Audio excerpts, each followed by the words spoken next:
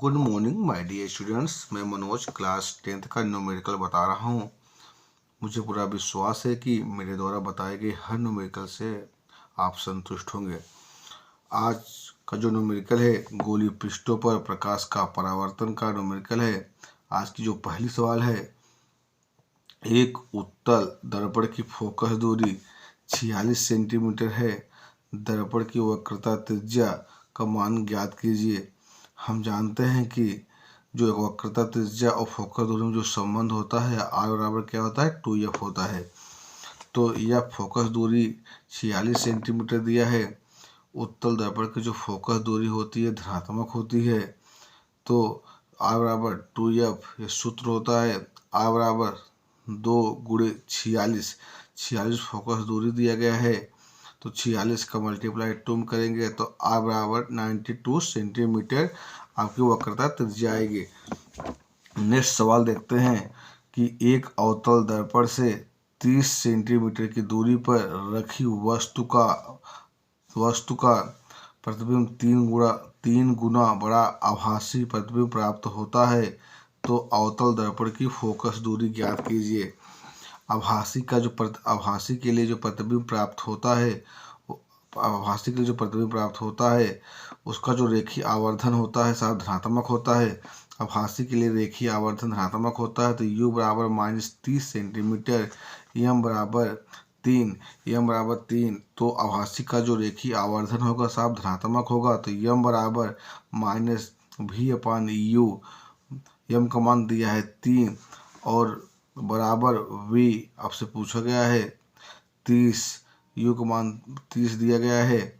तो यहाँ पर 30 दिया गया है तो यहाँ पर -30 होगा। या -30 होगा तो माइनस से माइनस कैंसिल हो जाएगा। तो v बराबर कितना होगा 30×90। प्रतिबिंब धनात्मक आएगा। v बराबर 90 सेंटीमीटर। या अवतल दर्पण की जो प्रतिबिंब प्राप्त होगा 90 सेंटीमीटर धनात्मक प्राप्त होगा। तो दर्पण के सूत्र से 1/f बराबर 1/v प्लस 1/u। 1/f बराबर v का मान 90 दिया है तो 1/90 माइनस 1/30। जब एलसीएम लेंगे तो 90 और 30 का एलसीएम आएगा 90।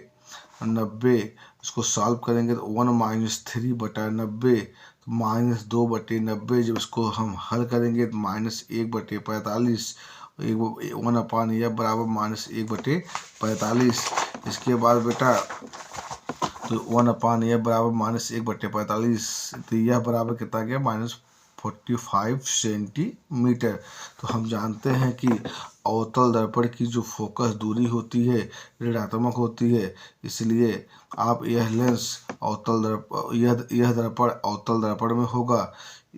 तो आपका यही आंसर हुआ। अवतल दर्पण की जो फोकस दूरी होती है -45 सेंटीमीटर और उत्तल दर्पण की जो फोकस दूरी होगी धनात्मक होगी और अवतल दर्पण की जो फोकस दूरी होगी ऋणात्मक होगी। आज की नेक्स्ट सवाल है बेटा कि क्वेश्चन नंबर 3 है कि 10 सेंटीमीटर फोकस दूरी के अवतल दर्पण के सम्मुख 2 सेंटीमीटर लंबी वस्तु 15 सेंटीमीटर की दूरी पर स्थित है, तब बने प्रतिबिंब का आकार तथा प्रकृति क्या होगा। तो हम जानते हैं कि यह बराबर -10 सेंटीमीटर, क्योंकि अवतल दर्पण की जो फोकस दूरी होती है ऋणात्मक होती है। तो इसलिए यह बराबर -10 सेंटीमीटर। ओ जो होती है वस्तु की लंबाई होती है 2 सेंटीमीटर। यू दिया है -15 सेंटीमीटर। तो दर्पण के सूत्र से हम पहले v निकालेंगे 1/f बराबर 1/v प्लस 1/u।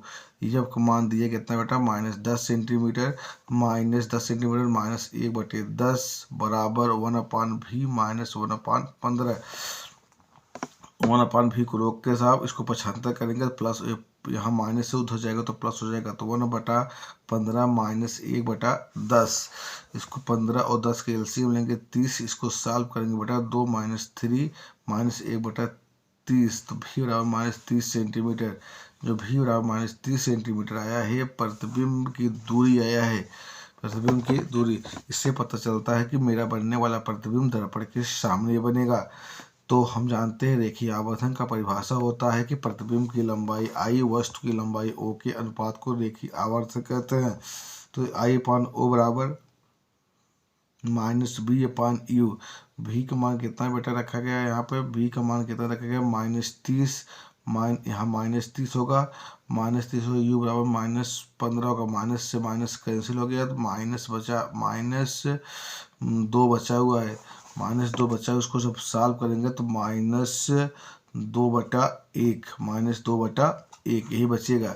इसके बाद फिर एक का मल्टीप्लाई आई में करेंगे तो आई, एक मल्टीप्लाई करेंगे तो i/2 बराबर -2/1, इसको जब सॉल्व करेंगे तो i बराबर -4 सेंटीमीटर।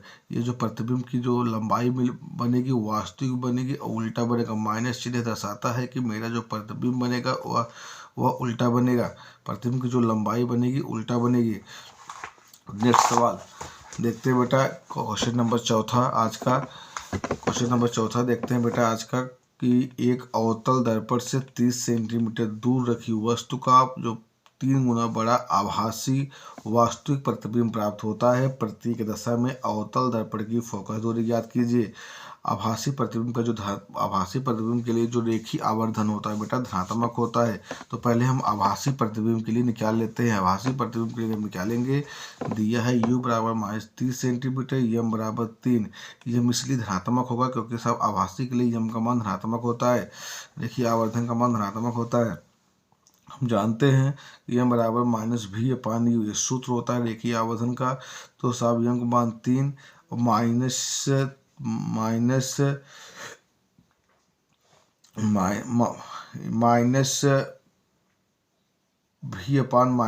माइनस से माइनस यहाँ कैंसिल हो जाएगा, माइनस से माइनस यहाँ कैंसिल हो जाएगा बेटा। तो आपको बचेगा 30×90, भी बराबर 90 सेंटीमीटर, भी बराबर 90 सेंटीमीटर आपको मिल जाएगा यहाँ पे आभासी प्रतिबिंब के लिए आभासी प्रतिबिंब की दूरी। तो हम जानते हैं दर्पण के सूत्र से 1/f बराबर 1/v प्लस 1/u। इन सूत्रों पे साहब v और u का मान जब रखेंगे तो 1/f बराबर 1/90 माइनस 1/30। जब इसको सॉल्व करेंगे बेटा 1/f बराबर साहब -2/90, -2/90। हल करने पर -45, हल करने पर -1/45, 1/f बराबर -1/45। तो यह बराबर -45 सेंटीमीटर। माइनस चिन्ह दर्शाता है कि हमारी फोकस दूरी किस में आई है, अवतल में आई है। तो अवतल दर्पण की जो फोकस दूरी होती है बेटा किस में होती है, ऋणात्मक होती है। तो अब दूसरी इसका दूसरा पार्ट होगा साहब वास्तविक प्रतिबिंब के लिए यम बराबर -v/u, -3 बराबर -v/-30, माइनस से माइनस कैंसिल हो गया, v बराबर कितना आ गया साहब, v बराबर आएगा साहब 30/90, माइनस आपका आएगा बेटा 90 सेंटीमीटर, -90 सेंटीमीटर आपकी प्रतिबिंब की दूरी आएगी। तो दर्पण के सूत्र से 1/f बराबर 1/v प्लस 1/u, 1/f बराबर -1/90 -1/30, 1/f बराबर -1 -3/90, 1/f बराबर -4/90। जब इसको सॉल्व करेंगे -4/90 आएगा। तो यह बराबर हो जाएगा 90/-4। जब इसको हल करेंगे बेटा -22.5 सेंटीमीटर आपका यह आंसर प्राप्त हुआ। तो बेटा जो आपकी फोकस दूरी आई है ऋणात्मक आई है, तो ऋणात्मक फोकस दूरी जो होती है साहब यह अवतल दर्पण की होती है, और धनात्मक जो फोकस दूरी होती है वो उत्तल दर्पण की होती है। तो क्वेश्चन नंबर नेक्स्ट 5वां देखते हैं बेटा। एक अवतल दर्पण की फोकस दूरी 48 सेंटीमीटर है से 48 सेंटीमीटर से 90 सेंटीमीटर दूरी पर रखी है। वस्तु का प्रतिबिंब दर्पण से कितनी दूरी पर प्राप्त होगा। तो यह बराबर -48 सेंटीमीटर, यह बराबर -48 सेंटीमीटर, u बराबर -40 सेंटीमीटर। तो v बराबर पहले पूछा गया है, तो 1/f बराबर 1/v प्लस 1/, ये सूत्र होता है दर्पण के सूत्र से। यहाँ लिखेंगे बेटा दर्पण के सूत्र से 1/48 बराबर 1/v माइनस 1/40, 1/v बराबर 1/40 माइनस 1/48। फिर 1/v बराबर 6 - 5 बटा 240, 40 और 48 का एलसीएम लेंगे तो 240 आएगा। जब इसको सॉल्व करेंगे बेटा 1/240 v बराबर 240 सेंटीमीटर। यहाँ प्रतिबिंब धनात्मक आया है, इससे पता चलता है कि मेरा जो प्रतिबिंब बनेगा दर्पण के पीछे बनेगा, दर्पण के पीछे बनेगा। आज की नेक्स्ट सवाल, लास्ट सवाल देखते हैं बेटा। एक अवतल दर्पण की वक्रता त्रिज्या 38 सेंटीमीटर है, तो एक वस्तु दर्पण से 32 सेंटीमीटर की दूरी पर रखी है। दर्पण से वस्तु की प्रतिबिंब की दूरी ज्ञात कीजिए। पहले सवाल को बहुत ध्यान से देखते हैं। दर्पण में सवाल कौन सा दर्पण है? यह अवतल दर्पण है, तो अवतल दर्पण की जो फोकस दूरी होगी ऋणात्मक होगी, लेकिन यहाँ वक्रता त्रिज्या दिया है। हम जानते हैं साहब आर बराबर क्या, यह बराबर क्या होता है r/2। तो यह बराबर कितना हो जाएगा 38/2 बराबर, जब हल करेंगे तो यह बराबर 19 सेंटीमीटर।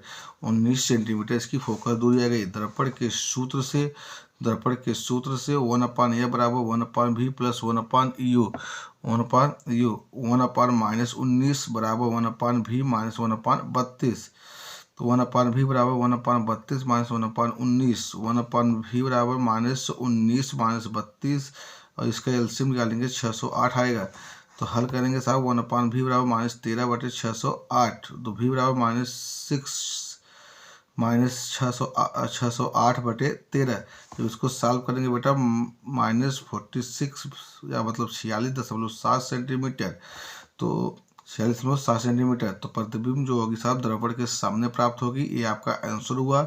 मेरे प्यारे बच्चों, मेरी इस वीडियो को लाइक और शेयर और सब्सक्राइब जरूर कीजिएगा।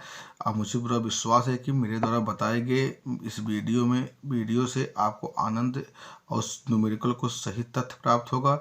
आज का यह पहला पार्ट मतलब पार्ट 1 है या परावर्तन का। आपको जल्द ही पार्ट 2 इसको प्राप्त होगा। आप मेरे वीडियो को साहब लाइक और शेयर अवश्य करें। That's all.